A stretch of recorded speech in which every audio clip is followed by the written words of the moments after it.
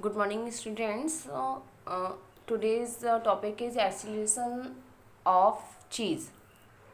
ऐसे ऐसे ऐसी कौन कौन से टेक्निक हम कह सकते हैं या प्रोसेस है जिसके थ्रू हम चीज़ के फ्लेवर को हम एक्सीलरेट या फॉर मेकिंग द चीज़ हम उसे एक्सीलरेट कर सकते हैं, बढ़ा सकते हैं.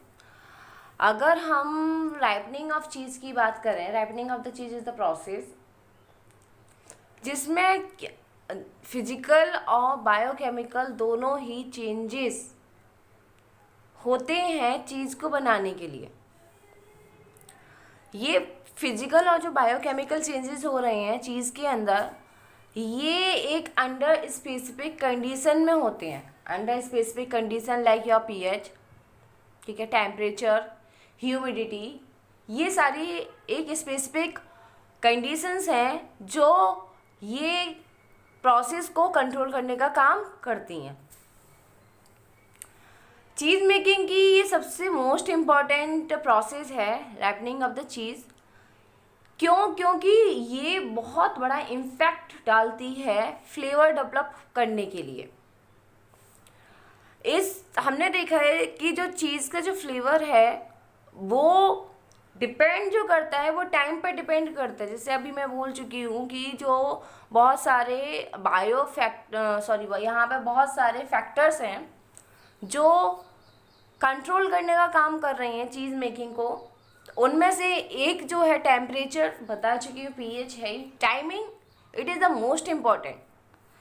जो चीज़ फ्लेवर डेवलप्ड हो रहा है वेरियस डिफरेंट चीज़ में, आपने देखा होगा डिफरेंट चीज़ेज़ में डिफरेंट टेस्ट होता है. जो टेस्ट है, ये टेस्ट में जो वेरिएशंस आ रही हैं ये टाइम के अकॉर्डिंग चेंज होती हैं. और ये जो वेरिएशन जो डेवलप्ड हो रहा है, जो फ्लेवर डेवलप्ड हो रहा है, इसे डेवलप होने में 6 to 12 मंथ्स लगते हैं राइपनिंग ऑफ पीरियड. यहाँ पे साथ के साथ कंडीशन भी ज़रूरत होगी, कंडीशन की भी रिक्वायरमेंट होगी. डिफरेंट कंडीशन होंगी जो डिफरेंट वैरायटी हमें बना के देंगी. यहाँ पे जो मेन दो इम्पोर्टेंट पैरामीटर्स जो हैं वो हमारे होते हैं ह्यूमिडिटी एंड टेम्परेचर. हाँ, राइपनिंग ऑफ चीज़ के लिए हमें टेम्परेचर भी एक इम्पॉर्टेंट रोल प्ले करता है. और वहीं हमारा जो पैरामीटर भी इम्पॉर्टेंट रोल प्ले करता है. It is a introduction about ripening of cheese. अब यहाँ पे अगर मैं जो बात बोल रही हूँ कि बेटे यहाँ पर बायोकेमिकल, जैसे मैं यहाँ पे बोल चुकी हूँ, it is a physical and biochemical changes. तो यहाँ पे जो माइक्रोबियल ये जो चेंजेज हैं बायोकेमिकल एंड फिजिकल जो प्रोसेस है फिजिकली, जैसे टेम्परेचर वगैरह हो गया, अगर मैं बायोकेमिकल चेंजेस की बात कर रही हूँ तो जाहिर सी बात है जो बायोकेमिकल चेंजेस हो रहे हैं प्रोसेस के अंदर, बायोकेमिकल मीन्स जो वहाँ पे उस चीज़ के अंदर, उस सब्सटेंस के अंदर स्ट्रक्चर में जो चेंज आ रहा है, मॉलिक्यूलर स्ट्रक्चर में जो चेंज आ रहा है, ये अगर मैं बात करती हूँ ड्यूरिंग द रैपिंग प्रोसेस, ठीक है, तो वो कन्वर्ट जो हो रहा है वो बायोकेमिकल प्रोसेस की वजह से भी कन्वर्ट हो सकता है, माइक्रो बायोकेमिकल प्रोसेस के थ्रू या माइक्रो बायोलॉजिकल प्रोसेस के थ्रू वो कन्वर्ट होते हैं. ठीक है, रिस्पॉन्स, ये सारी चीज़ें माइक्रो बायोलॉजिकल या बायोकेमिकल जो चेंज हो रहे हैं ये रिस्पॉन्सिबल होते हैं for the converting of the fresh blended cheese cut into the final मेलो. वैक्सी प्रोडक्ट जो हमारा जो बन रहा है, जैसे कि मैंने बोला टेस्ट जो बन रहा है, एरोमा जो है, टेक्सचर जो है, वो ये सब चीज़ें हमारे फिजिकल चेंजेस जो आ रहे हैं, ये केमिकल चेंजेस जो आ रहे हैं कर्ड के अंदर, ये सब हमारे बायोकेमिकल चेंज या माइक्रो बायोकेमिकल चेंज के थ्रू बनते हैं. अब जो हमारे फिजिकल चेंजेस आ रहे हैं, फिजिकल चेंजेस में जैसे हम बोल सकती हूँ रबरी कट या ग्रीनिश चीज़ का बनना, वैक्सी राइप्ड प्रोडक्ट बनना हमारा, ठीक है, और हम कह सकते हैं प्रोटियोलाइसिस होना, लिपोलाइसिस होना प्रोसेस. यहाँ पर ये फिजिकल चेंजेस जो हो रहे हैं ये सारी के सारे ये सब हमारे चीज़ के अंदर होते हैं. वहीं अगर मैं केमिकल चेंजेस की बात करती हूँ तो केमिकल चेंजेस में मेन जो चीज़ आती है वो break down of break down of bonds, ठीक है, और उनके थ्रू न्यू प्रोडक्ट का बनना, दैट ये सारी चीज़ें हमारी केमिकल चेंजेस के अंदर आते हैं। मेन जो है जैसे ग्लाइकोलाइसिस, प्रोटियोलाइसिस एंड लिपोलाइसिस, ये 3 मेजर केमिकल चेंजेस होते हैं ripening of the curd, ripening of the cheese. Glycolysis process जो हम लोग बोल रहे हैं, सिंपल अभी समझ लो, देन बाद में हम डिस्क्राइब करेंगे प्रॉपर तरीके से।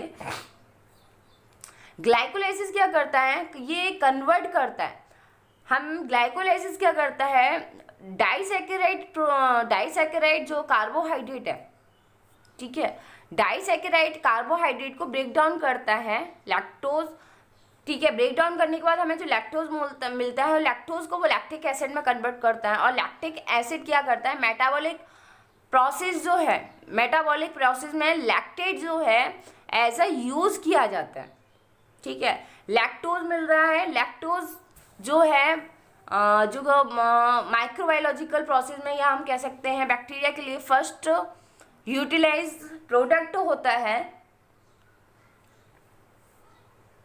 और ये हमारा हेल्प करता है क्या, एंड प्रोडक्ट बनाने में, ठीक है, डाई एसिटाइल, एसिटाइल मिथाइल, जो हमारा कार्बिनोल है, ये सब बनाने में हेल्प करता है, ठीक है, ग्लाइकोलाइसिस प्रोसेस के थ्रू। प्रोटियोलाइसिस प्रोसेस के थ्रू क्या होता है, प्रोटियोलाइसिस प्रोसेस के थ्रू प्रोटीन, ध्यान रखना है, ग्लाइकोलाइसिस प्रोसेस के थ्रू हमारा किसका ब्रेक डाउन हो रहा है, डाइसैकेराइड, या हम सिंपल कह सकते हैं कार्बोहाइड्रेट का ब्रेक डाउन हो रहा है। प्रोटियोलाइसिस का के थ्रू क्या होता है, प्रोटियोलाइसिस यानी कि प्रोटीन, तो यहाँ पे सिंपल सी बात है, प्रोटियोलाइसिस प्रोसेस के थ्रू प्रोटीन हमारा ब्रेक डाउन होता है इनटू अमीनो एसिड, क्योंकि हमारी जो प्रोटीन है वो अमीनो एसिड की बनी होती है, तो ये सिंपल प्रोटीन जो है हमारे अमीनो एसिड में कन्वर्ट हो जाता है, और बाद में ये जो हमारे अमीनो एसिड है, ये सिंपल कंपाउंड बाद में जैसे हिस्टामीन हुआ, एलिन हुआ, ये सारे हमारे सिंपल अमीनो एसिड के अंदर आते हैं। 22 टाइप्स के अमीनो एसिड होते हैं, तो वो फर्दर हमारे क्या होता है, जो प्रोटीन है वो ब्रेक डाउन होंगे, और ब्रेक डाउन होकर हमारे अमीनो एसिड में कन्वर्ट हो जाएंगे। देन लिपोलाइसिस, लिपोलाइसिस वो प्रोसेस है जिसमें हमारे फैट जो है, फैट हाइड्रोलाइज होता है, हाइड्रोलाइज होके वो फर्दर फैटी एसिड में कन्वर्ट होता है। अब ये जो फैटी एसिड है जो फर्दर जाके फॉर्मेशन कीटो एसिड फॉर्मेशन में हेल्प करता है, क्लियर। तो ये जो 3 इंपॉर्टेंट प्रोसेस हैं chemical changes, glycolysis, proteolysis and lipolysis, ये मेजर 3 केमिकल चेंजेस होते हैं राइपनिंग ऑफ चीज। कुछ अप्रोचेज हैं फॉर एसिलेटिंग द चीज राइपनिंग। राइपनिंग ऑफ द चीज is a slow and consequently an expensive process as it involves heavy expenditures on refrigerator and labor apart from the resulting in loss of product due to the microbial damage। यहाँ पे जो ripening of the चीज़ है, चीज़ की जो ripening हो रही है, हमें पता है वो स्लो प्रोसेस होती है, एक्सपेंसिव होती है, और हैवी एक्सपेंडिचर जो है, जैसे हमारा फ्रिज हुआ, लेबर अपार्ट जो लेबर का पार्ट भी होता है, वो सारी चीज़ें इसमें मिली होती हैं, जिसकी वजह से लास्ट में जाके क्या होता है, loss of product due to the microbial damage. साथ के साथ एक्सपेंसिव भी है, एक्सपेंडिचर बहुत सारे हमारे हैवी एक्सपेंडिचर इसमें इन्वॉल्व है, प्रोसेस भी एक्सपेंसिव है, बहुत हैवी प्रोडक्ट को बनाने के लिए कुछ हम कह सकते हैं कुछ पार्ट्स की रिक्वायरमेंट, जैसे हम फ्रिज वगैरह की रिक्वायरमेंट है, लोग काम कर रहे हैं, लेबर पार्ट हो गया, लेकिन क्या होता है लास्ट में जाके माइक्रोबियल डैमेज हो जाता है। जाहिर सी बात है, माइक्रो हर जगह प्रेजेंट है, तो कुछ माइक्रोबियल या माइक्रो ऑर्गेनिज्म की वजह से यहाँ पे हमें कुछ डैमेज देखने को भी मिलता है, ब्रेक डाउन हो रहा है, ठीक है, तो जिसकी वजह से टेस्ट फ्लेवर में चेंजेस आ रहा है। अब यहाँ पे इस प्रोसेस, ये जो हमारा माइक्रोबियल डैमेज हो रहा है, इसको कम करने के लिए हम कुछ एसिलेटिंग प्रोसेस यूज करते हैं या बायोकेमिकल कुछ चेंजेस लाते हैं, जिससे कि हमारा जो ये डैमेज हो रहा है वो कम हो सके। यहाँ पे कुछ टेक्नोलॉजिकल अप्रोच हैं जो हम लोग यूज कर सकते हैं, जैसे कि एलिवेटेड टेम्परेचर। चीज़ की जो राइपनिंग होती है वो approx 15 degree Celsius to 20 degree Celsius के लिए होती है फॉर द 2 to 3 आवर। ठीक है, यहाँ पे जो फ्लेवर जो हम डेवलप कर रहे हैं वो हमें 15 degree to 20 degree Celsius for the 2 to 3 week में वो मुझे मिल जाएगा। ठीक है, दूसरा होता है एलिवेटेड जो टेम्परेचर है उसमें बैक्टीरियल ग्रोथ की स्टिमुलेट करते हैं, जिसकी वजह से बैक्टीरिया हमें ऐसा टेम्परेचर प्रोवाइड करा रहे हैं जिसकी वजह से बैक्टीरियल ग्रोथ अच्छी तरीके से हो सके। अब ये जो बैक्टीरियल ग्रोथ हम करा क्यों रहे हैं, बैक्टीरियल ग्रोथ कराने का जो मेन पर्पस जो है वो होता है कि ज़्यादा से ज़्यादा हम एंजाइम को रिलीज कर सकें। ठीक है, और एंजाइम जब रिलीज होगा तो क्या होगा, जो एंजाइम जो रिलीज हो रहे हैं उन एंजाइम्स में प्रोटियोलाइटिक, लिपोलाइटिक या ग्लाइकोलाइटिक एंजाइम्स प्रेजेंट होंगे, और ये ग्लाइकोलाइटिक, लिपोलाइटिक और प्रोटियोलाइटिक एंजाइम हमारी हेल्प करते हैं फॉर द राइपनिंग ऑफ चीज। राइजिंग द मॉइस्चर कंटेंट, यहाँ पे जो हमारा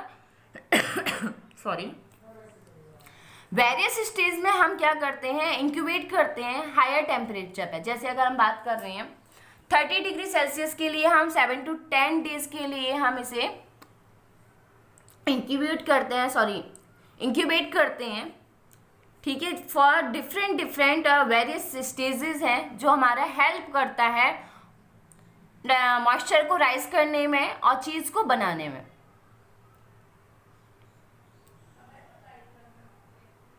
ठीक है, अब इसमें यहाँ पे क्या होता है बेटा, स्लरीज जो है 40% टोटल सॉलिड कंटेन रखता है, अपने अंदर रखता है। ये एक रिपोर्ट में देखा गया जिसकी वजह से क्या होता है, हमें स्ट्रॉन्ग फ्लेवर मिलता है इन 7 to 10 डेज में।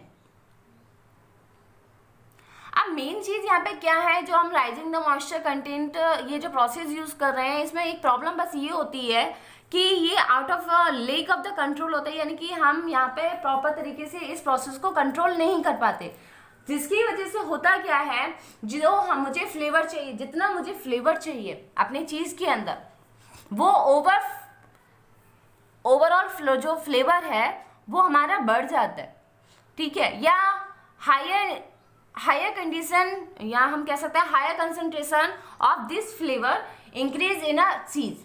ठीक है, जिसकी वजह से हमें प्रॉब्लम क्रिएट होती है। क्यों, क्योंकि अब ये जितना सपोज मुझे अब जो कोई फ्लेवर जो डेवलप्ड हो रहा है वो किसी ना किसी बायोकेमिकल प्रोसेस के थ्रू डेवलप्ड हो रहा है, वो प्रोसेस कंट्रोल नहीं कर पा रहे, जितना मुझे फ्लेवर चाहिए उस चीज़ में वो उससे ज़्यादा बन रहा है। अब मुझे ये प्रोसेस को कंट्रोल नहीं कर पा रहे तो यहाँ पे ये एक नेगेटिव इम्पैक्ट है। यहाँ पे कुछ बायोटेक्नोलॉजिकल अप्रोच यहाँ पे इन्वॉल्व होते हैं, जिनके थ्रू हम राइपनिंग ऑफ चीज़ या फ्लेवर हम डेवलप करने में हेल्प कर सकते हैं। पहला जो है हेक्सोजीनस एंजाइम, जैसे हमारे प्रोटियोलाइटिक, ग्लाइकोलाइटिक, लिपोलाइटिक प्रोसेस को करने के लिए मुझे किसकी रिक्वायरमेंट होगी, मुझे एंजाइम्स की रिक्वायरमेंट होगी। ये एंजाइम्स जो है वो हेक्सोजीनस एंजाइम्स के अंदर आएंगे, जो मुझे हेल्प करेंगे for the breakdown of the bonds. Then microencapsulate enzymes, immobilize enzyme, use of attenuated starter culture, adjuvant culture और genetically modified lactic culture। ये यहाँ पे हमने दो, अगर मैं देखूँ तो 3 यहाँ पे हमारे जो पार्ट है वो एंजाइम के कंट्रोल में है, और बाकी मुझे कल्चर की रिक्वायरमेंट होगी फॉर द अप्रोचिंग द, या और we can say that for the accelerating the ripening of cheese. यहाँ मेन चीज यहाँ पर है। अब यहाँ पे जो मेन बात आती है वो एक्सोजिनस एंजाइम। सबसे पहले जो हम पढ़ेंगे वो एक्सोजिनस एंजाइम क्या होते हैं।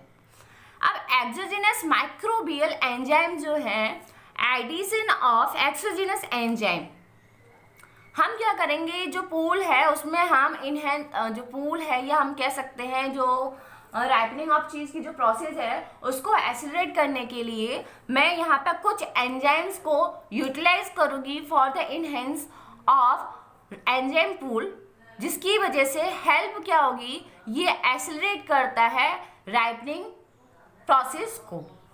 यहाँ पे जो मेन 3 जो एंजाइम जो इसके अंदर यूज किए जाते हैं वो है हमारे beta galactoside, proteolytic enzyme and lipolytic enzyme. यहाँ जैसे नाम से हमें पता चलता, देखो क्लियरली है बीटा गैलेक्टोसाइडेज, प्रोटियोलाइटिक एंजाइम, प्रोटियोलाइट्स, ठीक है, लिपोलाइट्स, ये जो एंजाइम है ये यूज करते हैं हम to enhance the process. Beta galactosidase जो है ये करता क्या है, बीटा गैलेक्टोसाइडेज एंजाइम हाइड्रोलाइज करता है हमारे जो लैक्टोज, मिल्क में जो लैक्टोज प्रेजेंट होता है उसको, जो लैक्टोज हमारा है वो डाइसैकेराइड है। अगर मैं डाइसैकेराइड यहाँ पे यानी कि डाइसैकेराइड है, डेट्स मीन यहाँ पे 2 मोनोसैकेराइड मिलके हमारा डाइसैकेराइड प्रोटीन बना रहा है। अब 2 मोनोसैकेराइड प्रोटीन के बीच में ग्लाइकोसिडिक बॉन्ड प्रेजेंट होता है। लैक्टोज के पास 2 जो मोनोसैकेराइड प्रोटीन जो प्रेजेंट है वो है ग्लूकोज और गैलेक्टोज। अब जाहिर सी बात है ग्लूकोज और गैलेक्टोज दोनों ही दूसरे से जो जुड़े हुए हैं वो किसी ना किसी बॉन्ड से जुड़े होंगे। तो यहाँ पे जो ग्लूकोज और गैलेक्टोज है वो दोनों एक दूसरे से ग्लाइकोसिडिक बॉन्ड के थ्रू जुड़े हुए हैं। अब होता क्या है, जो बीटा गैलेक्टोसाइडेज एंजाइम है वो इसी बॉन्ड को ब्रेक डाउन करने का काम करता है, तोड़ता है। अब जाहिर सी बात है जब लैक्टोज को ब्रेक डाउन किया, तोड़ा, तो मुझे 2 प्रोडक्ट मिले, एक मिला मुझे ग्लूकोज, दूसरा मिला मुझे गैलेक्टोज। ग्लूकोज माइक्रो ऑर्गेनिज्म के लिए बेटर सब्सटेंस होता है as a carbohydrate substance. Glycolysis में जो हम यूज करते हैं, जैसे आपने ग्लाइकोलाइसिस की प्रोसेस पढ़ी होगी, तो ग्लाइकोलाइसिस में कौन सा सब्सटेंस यूटिलाइज होगा जो ग्लाइकोलाइसिस प्रोसेस के अंदर एंटर करता है, दैट इज अ ग्लूकोज। तो माइक्रो ऑर्गेनिज्म भी ग्लूकोज का यूटिलाइजेशन करते हैं एज अ कार्बोहाइड्रेट एंड वो हेल्प करते हैं प्रोसेस को आगे बढ़ाने में। यहाँ पे जो बीटा गैलेक्टोसाइडेज है ये ये हेल्प कर रहा है चीज को एक्सेलरेट करने में, कौन सी प्रोसेस को, राइपनिंग ऑफ चीज, ठीक है।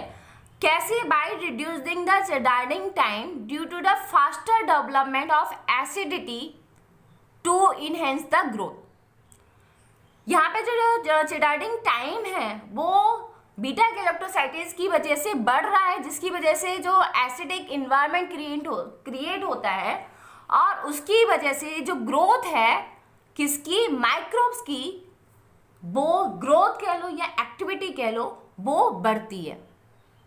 क्लियर? देन सेकंड जो आपका एंजाइम आता है वो एंजाइम है प्रोटीनेज एंजाइम। प्रोटीनेज जैसे नाम से पता चल रहा है प्रोटीन पे ये वर्क करेगा।